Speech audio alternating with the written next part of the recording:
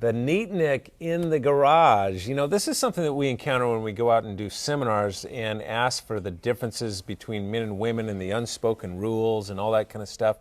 Yeah, and what an unspoken rule is about is, you know, what is it? What's the unspoken message we kind of saw modeled in the home we grew up in about who's supposed to do what? Yeah, and chances are your husband grew up in a home where dad took care of stuff that was outside the house and mom did the stuff that was inside. It's a very common kind of thing.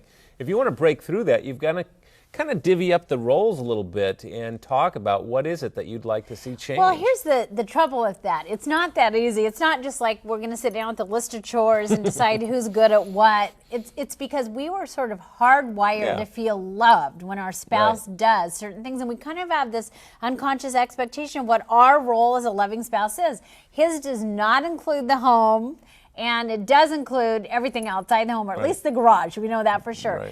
That does not make you feel loved. And so, you know, there's this kind of irrational resistance sometimes to this. In fact, sometimes I call it the gratitude quotient, where, you know, listen, if I ask you to vacuum or whatever I would inside the house, you'll do it, but then you expect a lot of praise and, oh, aren't you amazing? And thank you, because it was really my job that you did for me. It was unusual, out of the ordinary. Who made the mess, and who lives here, and why would it always be my job? It doesn't make, you know, we both work. Why would it be my thing?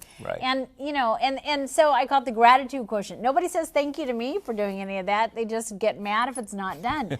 And we face that as women. It's not an uncommon thing, because I think this is a role that's in transition. Okay, so you begin by talking about it in a non-threatening way, and what goes beyond that? And I think one of the things you can say is, look, I know this is nothing you ever anticipated. I know that you thought you were doing a great thing by just focusing on the outdoors and making it all that it was to be, but it leaves me feeling tired. It depletes me of energy for our relationship, and I'm not happy. So what you need to do is strategize. Maybe you take some money away from the latte fund and hire someone who comes in and cleans for you. I don't know what it is.